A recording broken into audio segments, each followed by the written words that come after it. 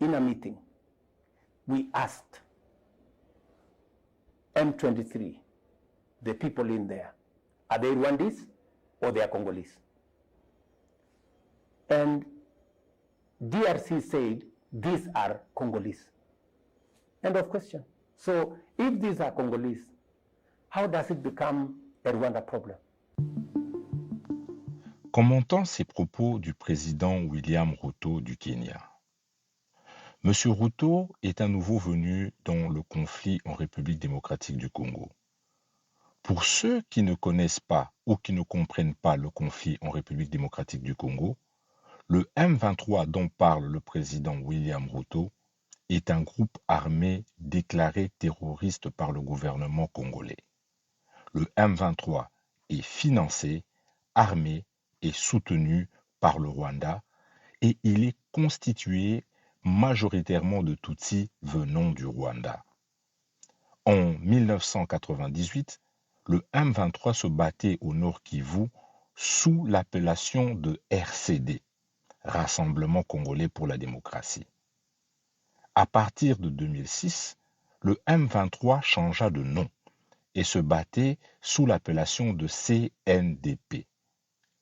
C'est à partir de 2012 que le M23 changea encore de nom et devint M23 qui cause terreur et destruction jusqu'à ce jour. Et donc, dans cette interview, le président William Ruto veut faire croire à l'opinion, sans préciser qui le lui a dit, que le Congo a affirmé que les terroristes du M23 sont des Congolais.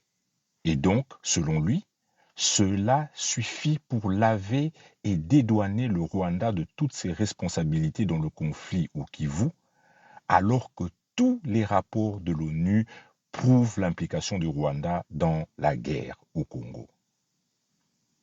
Que dit M. Kagame lui-même à ce sujet? Well, first of all, the problem of Congo or the problem of the region or even the problem of Rwanda is not M23. M23 is a product of many other problems that have not been addressed for decades. If you remember, the problem of M23 was there even before Tshisekedi became president. There was a problem related to it in 2012. If you remember, you look into the history, you will see that. So, and having to do with M23 and the people related to M23, you know, these Congolese, but who have Rwandese heritage. The borders that were drawn during colonial times cut our countries to pieces. A big part of Rwanda was left outside in eastern Congo, in southwestern Uganda, and so on and so forth. We have populations in these parts of other countries other than Rwanda who have a Rwandese background. But they are not Rwandans, they are citizens of those countries that absorbed those parts of Rwanda in the colonial times. So this is a fact. It is a fact of history. You can research that. You can find the details. It's not anything. So those problems are much older than me and much older than Tshisekedi and probably those who were there at the time are no longer alive. So that's the origin of the problem. And these people have been denied their rights within Congo. And the problem I referred to of 2012 is when they took up arms against their own government because of this problem. So, but it was mismanaged. You can see 2012, we are now in 2023. Selon le président Paul Kagame du Rwanda, le problème du Rwanda et de la République démocratique du Congo ne serait même pas le M23, mais plutôt un mauvais découpage des frontières dû à la colonisation. Et donc, selon M. Kagame, ces Rwandais restés de l'autre côté de la frontière, devenus automatiquement, selon lui, Congolais, se battent pour les terres perdues du Rwanda et pour leurs droits qui leur seraient privés par le gouvernement congolais. Ceci est un grand mensonge. Vous devez savoir que la République démocratique du Congo a plus de 400 tribus et ethnies et il n'y a aucun conflit entre eux. Pourquoi il n'y a que, soi-disant, des Congolais d'origine rwandaise qui posent problème en République démocratique du Congo? Aussi, vous devez savoir que le Rwanda fut une colonie allemande et que la Belgique coloniale avait donné une partie des terres congolaises qui correspondent aujourd'hui aux provinces de Gisenyi et de Siangungu à l'Allemagne pour mettre fin aux tensions au niveau des frontières. Et donc, c'est le Congo qui a le droit de réclamer des terres au Rwanda et non l'opposé. You know, I was talking to some very senior people recently from somewhere who are saying, no, the Congolese are saying we steal their colta, we steal their gold. And then I asked them one question. There was many readers. I said, there is something I know. Some people come from Congo, whether they smuggle or go through the right channels, they bring minerals, but most of it goes through here, does not stay here. It goes to Dubai, goes to Brussels, goes to Tel Aviv, goes to Russia. It used to go to Russia. I don't know whether it still goes there. It goes everywhere. So I was asking them, I said, are you on the list of those who are stealing minerals of Congo? Because these things, they end up with you.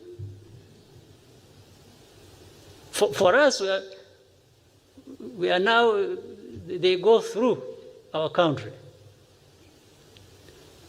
But they are accusing us of stealing Congo's minerals. How about the destination? Why don't you talk about it? And if we actually deployed everything, every effort, and stopped this thing flowing, the accusation would be even worse. Yeah, they would be seeing no more gold coming through here, going to them, then they say, these people, they are causing problems. Sous pression de ses partenaires occidentaux, le Rwanda reconnaît qu'en réalité, le conflit à l'est de la République démocratique du Congo, dans la province du Nord Kivu, est tout simplement une guerre économique. Monsieur Paul Kagame reconnaît que les minerais pillés au Congo passent par le Rwanda, mais selon lui, n'y restent pas, car après, ces minerais vont à destination d'autres pays. La voie d'exportation de ces minerais sont généralement les ports au Kenya, dont le port de Mombasa. DRC, the AU, the East African Community, and Kenya are seized with that matter. I've just told you that Kenya had 1,000 troops in Haiti. We now have another 800, not in Haiti, but in DRC. We now have another 800 troops from SADC. We are going to be having a meeting of the East African Community.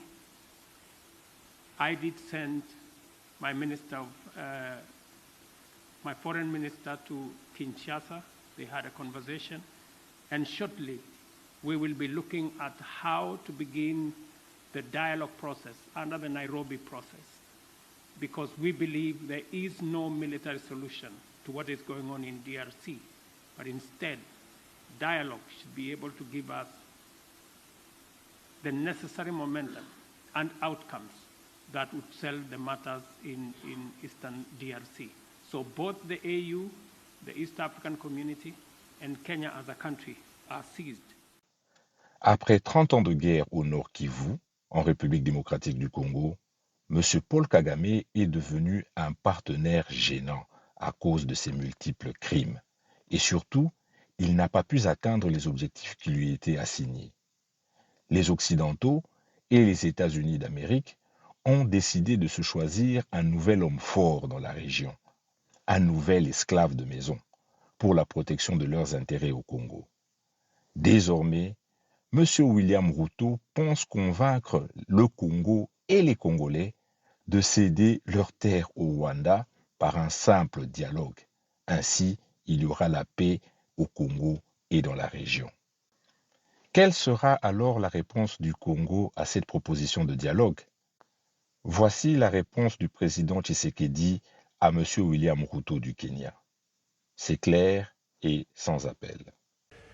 Permettez-moi de réagir à la très brillante prestation de notre frère le président William Ruto, qui malheureusement s'est un petit peu déplacé, mais également de notre frère le président Brice Oligui, sur la nécessité d'être unis et les avantages qui en découlent. Je suis un panafricaniste convaincu. Et lorsque je suis devenu, c'est ça la preuve d'ailleurs, lorsque je suis devenu président de la République, il y a presque 5 ans maintenant, la première destination à laquelle j'ai réservé mes déplacements, c'était l'Afrique. J'ai commencé par le Kenya, à l'époque du prédécesseur du président Ruto, puis je suis passé par l'Angola et je suis arrivé en République du Congo, chez notre aîné, puis j'ai fait le Rwanda et l'Ouganda. Depuis lors, j'ai parcouru et visité tous les 9 pays voisins de la République démocratique du Congo. Mon but était de parler à tous mes interlocuteurs, mes pairs, de la nécessité que nous avons de vivre en paix, de vivre unis et de développer des projets qui vont être à l'avantage de nos populations respectives. Donc c'est vous dire l'attachement que j'ai à la paix et à l'unité des peuples d'Afrique. Mais, car il y a un mais, et là je voudrais vraiment m'excuser de tempérer un peu l'enthousiasme qui a été le nôtre lorsque nous avons suivi le président Ruto, pour dire malheureusement nous sommes loin de la réalité. Parce qu'en ce moment, par exemple, où nous parlons de ce sujet très important, hyper important, la conservation de notre biodiversité, de nos forêts, il se passe actuellement dans le parc de Virunga une des réserves naturelles les plus importantes au monde, en forêt, en biodiversité, un activisme armé qui met à mal cet écosystème, qui le détruit. Et cela n'a pas été décidé à Washington, à Paris, à Bruxelles ou à Londres. Ça a été décidé en Afrique, et plus précisément à Kigali. C'est l'œuvre d'un frère africain. C'est pour vous dire que nous devons bannir l'hypocrisie qui est entre nous. Nous devons bannir Nous devons bannir des fléaux tels que le tribalisme, la haine de l'autre. Et c'est là, je crois, que nous pourrions parler d'abattre nos barrières, d'effacer les tarifs douaniers, etc. Tout simplement parce que malgré nos engagements, rappelez-vous, à l'Union africaine, l'horizon 2020 était l'objectif pour faire taire les armes en Afrique. C'est devenu une chimère. Et nous ne nous en offusquons pas. Nous ne condamnons pas. Et tant que ce sera comme ça, il faudra oublier toutes les bonnes initiatives telles que celles préconisées par le président Ruto. Nous devons avoir le courage de nous regarder entre Africains, les yeux dans les yeux, et nous dire que on ne peut pas s'appeler frère et se poignarder dans le dos en même temps. Nous devons arrêter de rejeter nos responsabilités sur les étrangers non africains. La colonisation, ça fait une 60aine d'années qu'elle allait terminer en Afrique. Ceux qui nous avaient colonisés, divisés, aujourd'hui ils ont compris le sens de la paix. J'en veux pour preuve la France et l'Allemagne, pour ne citer que ces deux pays qui étaient les meilleurs ennemis dans le passé et qui sont les meilleurs amis aujourd'hui, le moteur de l'Union européenne. Tant que nous ne réfléchirons pas comme ça, eh bien ces gens-là, ces amis, ces partenaires à qui nous rejetons toujours la faute, ils continueront à nous prendre pour des irresponsables, ils ne nous respecteront jamais. J'ai suivi tout à l'heure avec attention l'adresse du président Macron, toute sa bonne volonté à vouloir venir dans des partenariats, mais j'ai tout de suite compris par son attitude que c'était du politiquement correct. Il n'en croyait pas un mot. Non pas parce que lui est menteur, non, loin de là. Parce que nous ne sommes pas sérieux, et eux le savent. Le jour où nous mettrons fin à ce à quoi nous assistons aujourd'hui, à l'est de la République démocratique du Congo par exemple, des voisins qui viennent semer la pagaille, la mort, la désolation, uniquement dans le but de s'enrichir, de piller les ressources. Le jour où nous mettrons fin à ce genre de comportement, alors oui, là nous aurons compris. Parce que je suis désolé, en tant que président de la République démocratique du Congo et face à ce genre de choses, je ne suis pas tenté de construire des ponts, mais plutôt des murs pour sécuriser ma population. La vérité est que la guerre au Kivu est une guerre économique contre la République démocratique du Congo. C'est un pillage des ressources naturelles de la République démocratique du Congo au profit des pays occidentaux et des multinationales. Le Rwanda, l'Ouganda et le Kenya ne sont que des simples exécutants dans ce pillage. La RDC n'a pas le choix que de se renforcer, que de se battre et d'imposer sa souveraineté sur tout son territoire. Et la RDC n'a aucun intérêt à un quelconque dialogue avec une tierce partie pour des richesses qui lui appartiennent à elle seule. Le seul dialogue possible est un partenariat gagnant-gagnant au profit des Congolais d'abord.